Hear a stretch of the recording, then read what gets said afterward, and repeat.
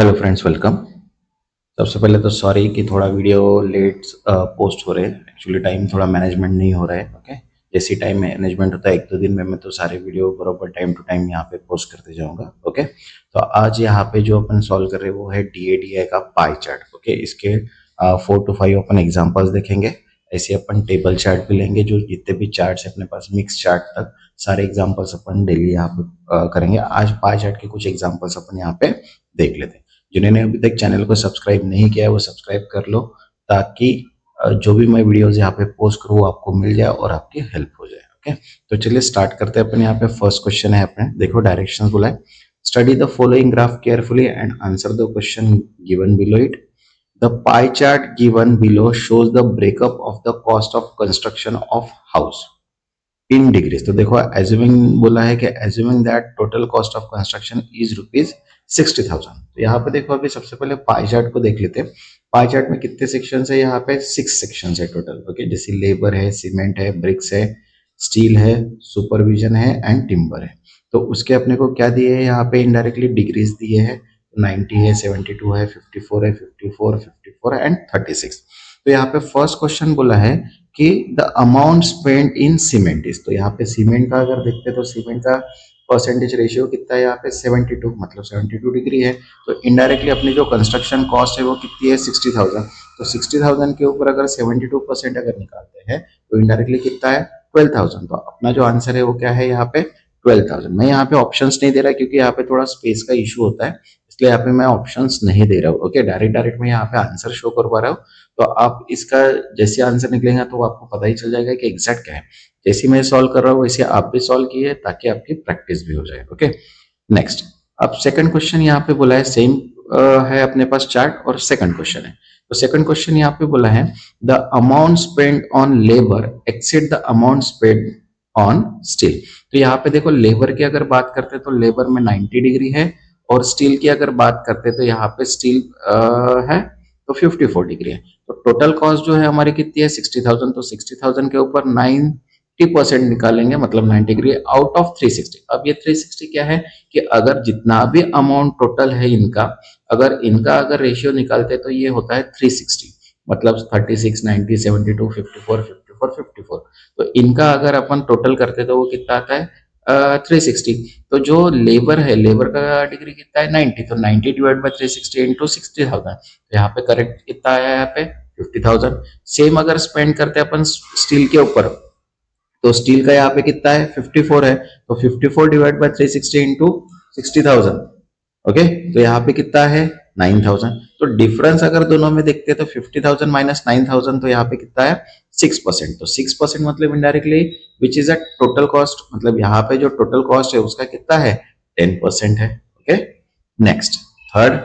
अब यहाँ पे बोला है the amount spend on cement, steel and supervision in what percent of the total cost construction. तो देखो यहाँ पे amount spend on cement, steel and supervision की अगर बात करते हैं तो देखो सीमेंट 72 है, सुपरविजन 54 है, एंड उसके बाद स्टील जो है वो है 54 है। तो अगर तीनों की अगर एडिशन करते हैं और डिवाइड बाय 360 करते हैं तो या इंटू 100%। तो यहाँ पे अगर देखते हैं तो कितना परसेंट आ रहा है? 50%। तो रिक्वायर्ड रेट जो है वो कितना है? यहाँ पे 50% है। Okay, next fourth. अब यहाँ पे बोला है fourth, the amount spend on labour exceed the amount spend on supervision by. तो यहाँ पे देखो, लेबर का स्पेंड दिया है और सुपरविजन का दिया है। तो लेबर कितना है? 90, और जो सुपरविजन वो कितना है? 54। तो यहाँ पे अगर डिफरेंस इन एंगल्स निकालते हैं तो 90 माइनस कितना है? 54। तो कितना आ जाएगा यहाँ पे? 36। ओके, तो इनडायरेक्टली 36 डिवाइड बाय 360 इंटू 60,000। तो कितना आ जाएगा यहाँ पे?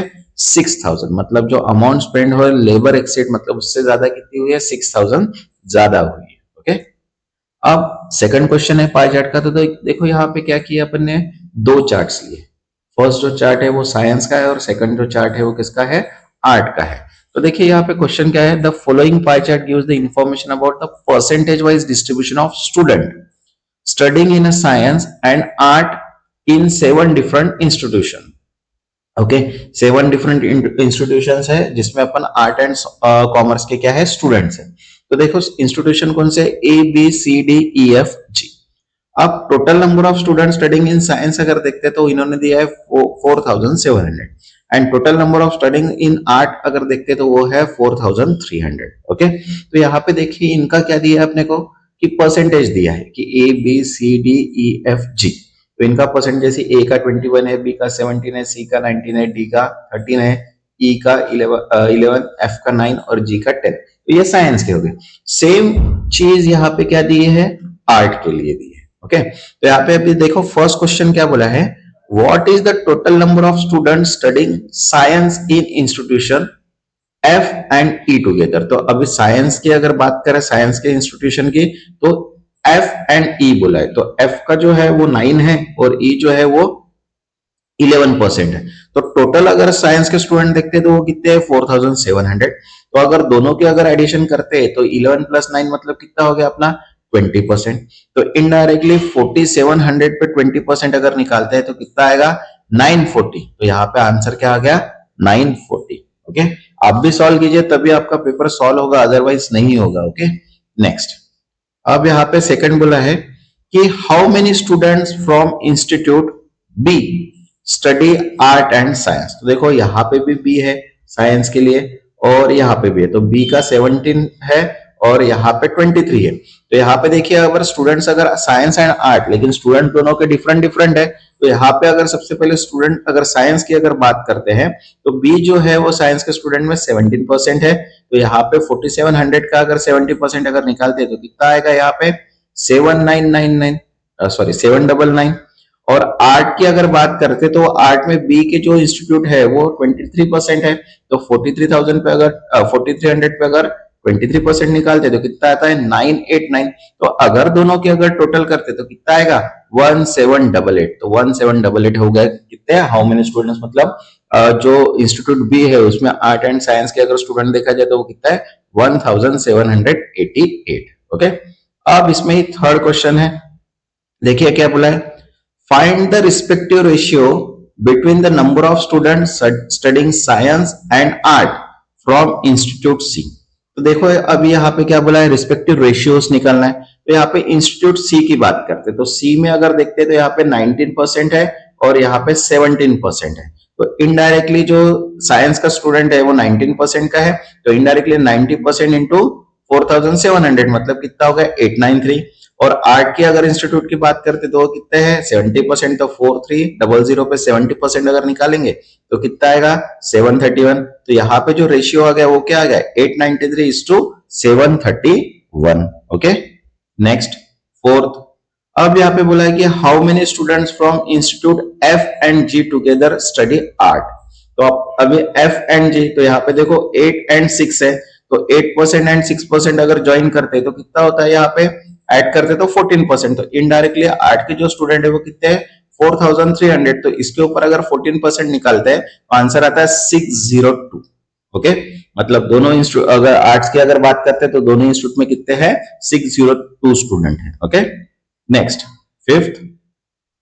अब यहाँ पे बोला है the respective ratio between the number of student studying science from institute B and that of studying art from institute A is. तो देखो यहाँ पे अगर बात करते हैं अपन तो साइंस इंस्टीट्यूट बी की अगर बात करते हैं तो साइंस इंस्टीट्यूट बी में कितने हैं 17 and studying art from institute A तो यहाँ पे कितने हैं 19।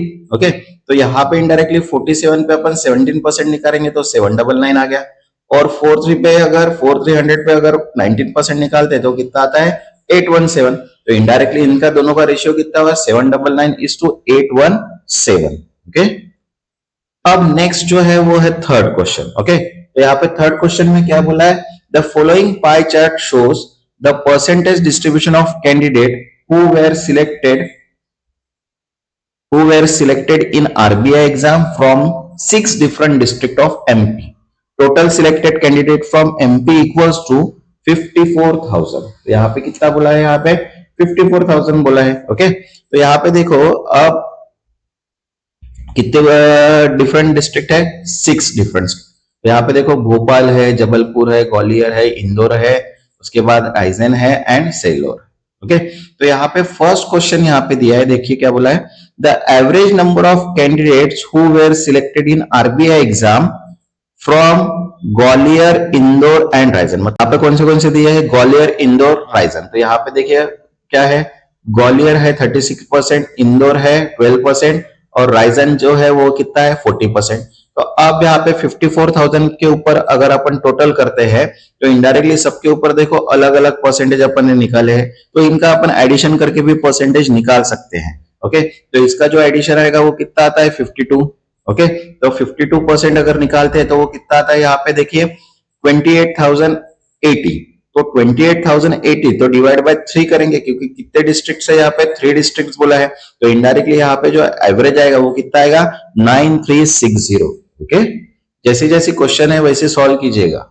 नेक्स्ट सेकंड क्वेश्चन बोला है अभी यहाँ पे, तो total candidate selected from Jabalpur is what percentage of total candidate selected from Gwalior. तो देखिए अभी कौन से बोला है कि जबलपुर बोला है एंड ग्वालियर बोला है। तो जबलपुर की अगर बात करते तो कितने हैं 16% है और ग्वालियर अगर देखते हैं तो 36% है।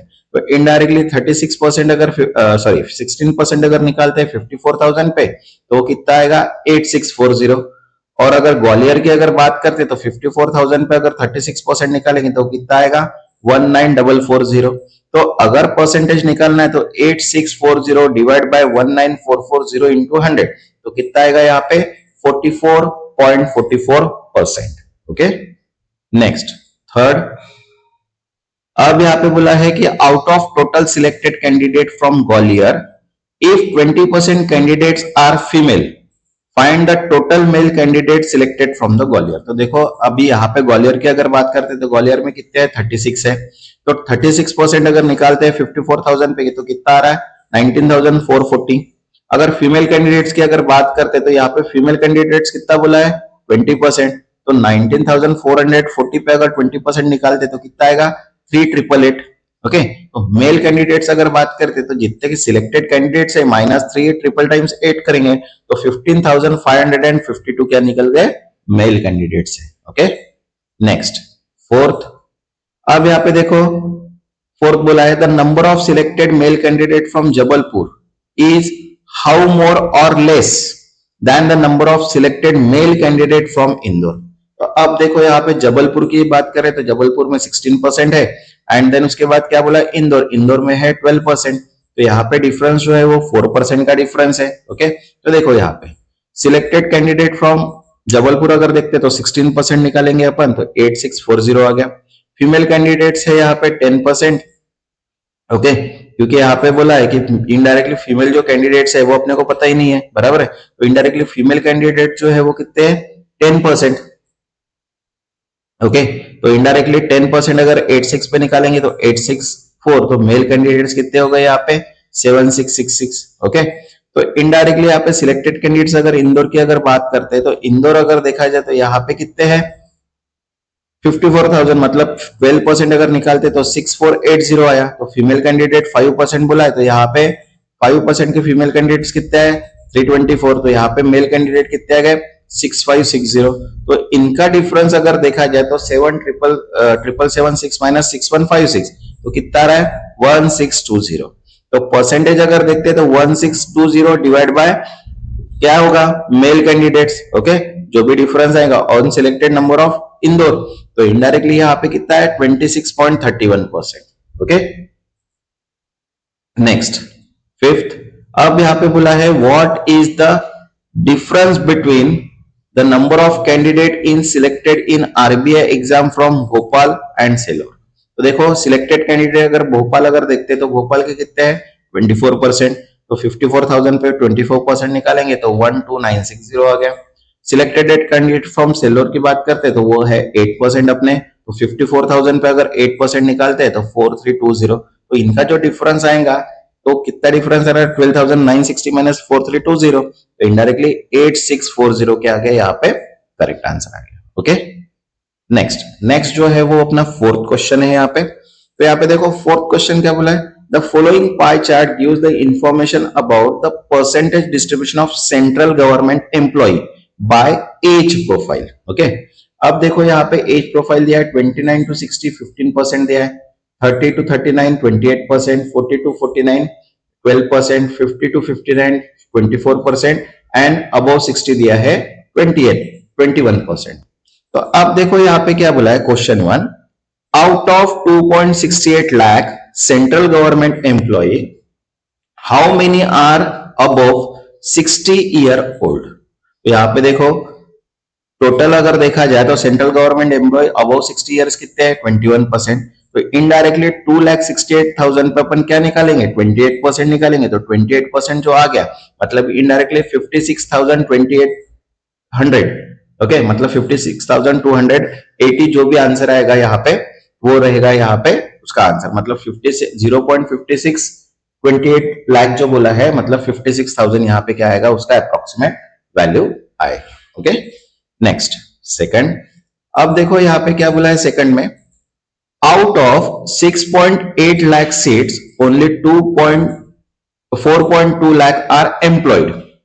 If government plan to fill all empty seats by giving 20% reservation for ex-serviceman age 30 to 49 years, मतलब indirectly ये 39 to 40 years मतलब 28%, and filling the remaining seats with the fresher age 20 to 29 years, 20 to 29 years की अगर बात करते तो वो है 15%।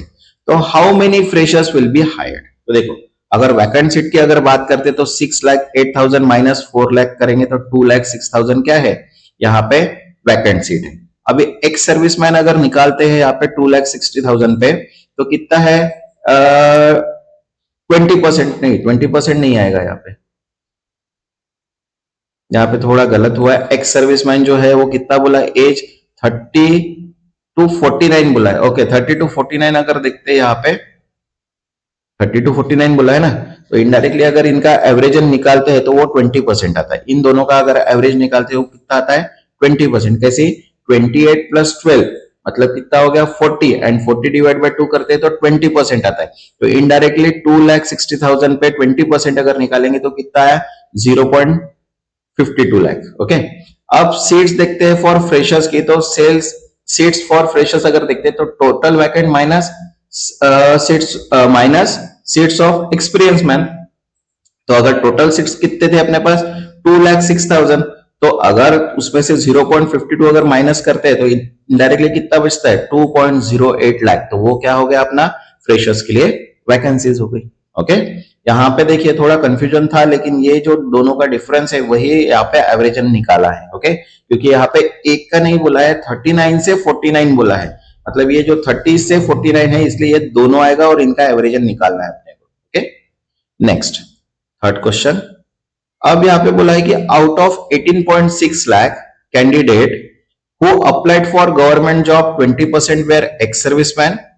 If the number of reserved seats for ex-serviceman is 20% of total 2.6 lakh seats, what percentage of ex-serviceman applicant will be selected। तो देखो total applicant की अगर बात करते हैं तो यहाँ पे 20% जो है कितना है 2.60 बराबर है।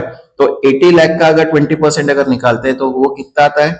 ओके और यहाँ पे एक्स सर्विसमैन जो दिया है ओके तो यहाँ पे देखो ex serviceman is a 20% of 2.8 lakh seats were percentage of ex selected. तो यहाँ पे देखो एक्स सर्विसमैन एप्लीकेंट अगर देखा जाए तो कितना है 20% इंटू 18.60 मतलब इनडायरेक्टली 20 डिवाइड बाय 100 इंटू 18.6 तो कितना आया 3,72 lakh 3.72 lakh. Okay seat reserve for ex serviceman अगर देखते हैं तो वो 20% है, तो 2.6 लाख इंटू 20% की अगर बात करते तो 0.52 आ गया। अब percentage of ex serviceman applicant तो reserve seat divide by ex serviceman applicant, तो रिजर्व सीट्स अपने पास कितने हैं 0.52 डिवाइड बाय 3.72 जो अपन ने निकाले 3.72 ये क्या है अपनी एक्स सर्विसमैन एप्लीकेंट है। तो ये इंटू 100 करेंगे तो अप्रोक्सीमेटली यहाँ पे कितना आंसर आएगा 30.97 मतलब 14%। ओके जो भी परसेंटेज है एक्स सर्विसमैन एप्लीकेंट का वो कितना है 14% का है। ओके नेक्स्ट फोर्थ, अब देखो यहाँ पे बोला है the number of central government employee age 50 years older is how much percentage more than employ age 20 to 29 years. तो यहाँ पे 50 इयर्स की अगर बात करते हैं देखो 50 इयर्स ओल्ड की अगर बात करते हैं तो 24% है। और अगर 20 to 29 की अगर बात करते तो वो 15% है। तो देखो यहाँ पे अगर इंक्लूड डेटा अगर, ठीक है, तो देखो यहाँ पे एम्प्लॉय एज अगर निकालना है तो देखो टू ग्रुप्स में है, एक तो 50 to 59 एंड अबव 60 है, मतलब 21। तो अगर दोनों की अगर एडिशन करते हैं तो वो कितना आता है 45%। ओके, तो इनडायरेक्टली 45x क्या हो गई यहाँ पे एम्प्लॉय एज की, जो 50 प्लस है उनकी एज की वैल्यू। और टोटल एम्प्लॉय अगर 29 to 30 ईयर्स देखते हैं तो वो कितना हो गया यहाँ पे 15%, वो तो डायरेक्टली दिया है। तो यहाँ पे परसेंटेज मोर अगर निकालना है तो देखो employee age 50 plus minus employee age 29 divide by employee age 29 to 20 to 29 200। तो यहाँ पे 45x जो अपन ने निकाला है तो 45x minus 15x divide by 15x into 100। तो इसका कैलकुलेशन करने के बाद आंसर कितना आ रहा है 200%, मतलब कितने परसेंटेज मोर है 200% ज्यादा है। Okay, next fifth question. अब देखो यहाँ पे बोला है कि what percentage are employ age 40 to 49 years fewer than employ age 30-39 years. तो देखो यहाँ पे एम्प्लॉय एज अगर बात करते हैं 40 to 49 ईयर्स की, तो एम्प्लॉय एज है 12%। तो यहाँ पे कितना है देखो 12% दिया है।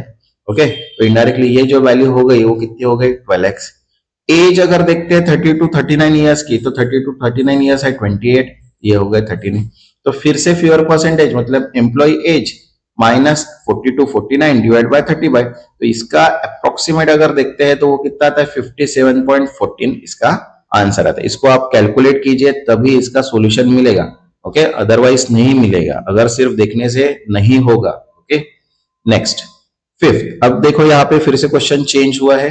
तो देखो क्वेश्चन क्या बोला है, the entire fund that school gets from different source is equal to rupees 500 lakh.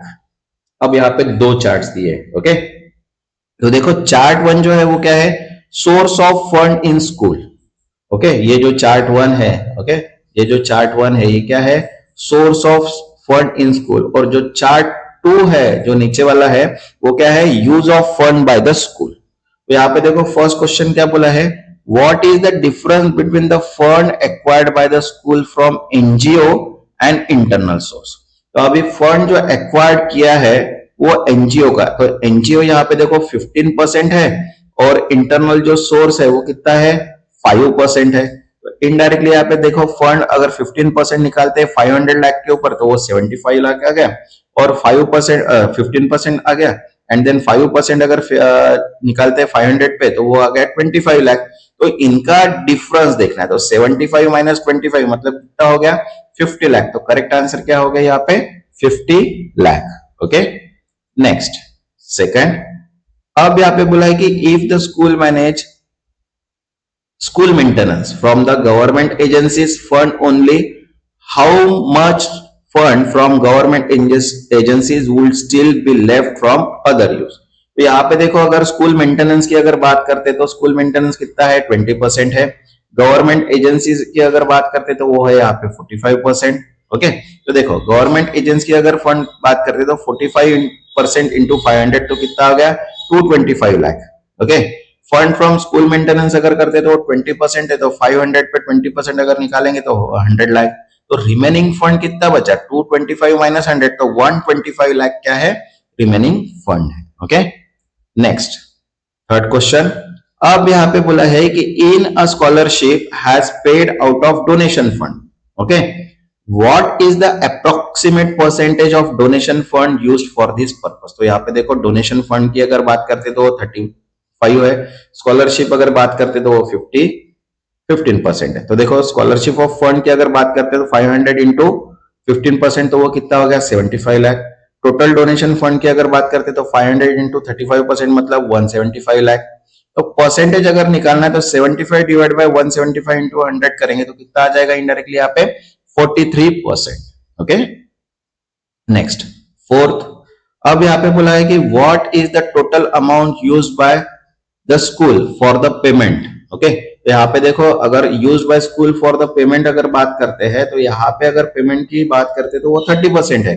तो 500 लाख इंटू 30% अगर करेंगे तो कितना आ जाएगा 150 लाख। तो इसका करेक्ट आंसर कितना हो गया 150 लाख। ओके, नेक्स्ट जो वीडियो रहेगा वो अपना GK DI reasoning and English के ऊपर ही रहेगा। अभी मैं डेली यहाँ पे पोस्ट करूंगा, ओके, थोड़ा टाइम मैनेजमेंट होता है, वैसे डेली अपलोड एक टाइम पे ही यहाँ पे अपलोड होते जाएगा। तब तक के लिए